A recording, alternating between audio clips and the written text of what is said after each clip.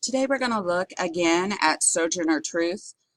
You read this a little over a week ago, and so I'm going to hand you back your copies of the text and your annotations of it from your first reading. And we're going to look at it again. We're going to read it again and do some different activities with it. This is a nonfiction text, and it's a historical text. So if you look as you get started, you're on activity 2. That's because you've already completed activity 1. But we're going to look at how speaker and author's purpose is significant when we are looking at a nonfiction text. And it may be a little bit different when we're looking at a nonfiction text. So this first page, I want you, and you can work in your table groups, but each of you is going to complete the assignment. I want you to discuss, as you're rereading the text, the type of text that it is and how do you know. So specific, this will be a specific quote with quotation marks. Again, the speaker, what's our text evidence, how do we know? And then the speaker's purpose and how do we know? And you're going to have, again, specific evidence from the text that show each of those.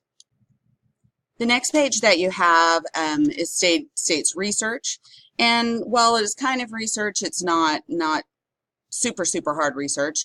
We're going to look up the Sojourner Truth author, and then we're going to find and we're going to use the iPads to do this or your phones to do this, and then you're going to find 5 facts, and you're going to create a citation. Okay, so this will give you a little bit more background. And anytime that you're doing a historical text, you want to see if you can get some background. I know that you guys have also talked about this person in history class. So that's part of the reason why we picked this text and we're doing this text, because you should have some prior knowledge of who this is and a little bit about it. It does ask you to reread the speech and look over your first reactions, which would be your annotations. And then based on your speech and what you've learned, you're going to write a sentence that shows her character, okay? So finally, the last pages are our activity 4, and it's doing a close reading with guided questions. So there's chunks of the text on one side and then specific questions that you're answering. One of the things you'll notice is it says, write another level 2 question. So I have a slide for this, but as well as the slide, here is what a level 2 question is. A level 2 question is when you read between the lines, and we usually say inferencing when we're talking about level 2 questions. So it's about, as you're reading, that you are making inferences and making assumptions that are based out of the text evidence. So what is a good question that you can write? And here are a couple of examples. This is from a different text. Why does the author use a priest and the son of a priest to tell a story? Would be one. Why did he choose those people? What does a priest represent? Is there symbolism in this? And then number 2, compare the legends and the priest stories about the place of the gods. Why do you think such different stories arose?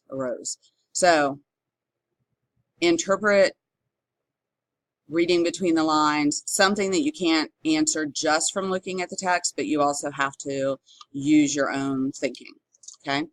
And this is another example, this first question, of a level 2 question, okay?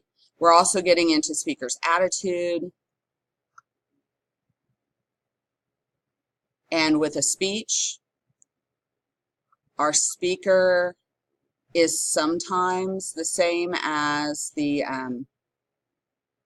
author, but often, and I've mentioned this before, often the speech is written by someone else. So especially political speeches, they have speechwriters who will write, and they will definitely make different points in the way that they feel like their candidate or their elected official wants to be perceived. So it's kind of an interesting thing that happens. All right, so you are going to go through this, again, looking at the speaker's attitude, writing a few questions yourself, supporting what's happening with evidence. You don't have a lot of room to write here, which means I don't want super long answers, okay? Just legible answers that I can easily read. All right, let me know if you have questions.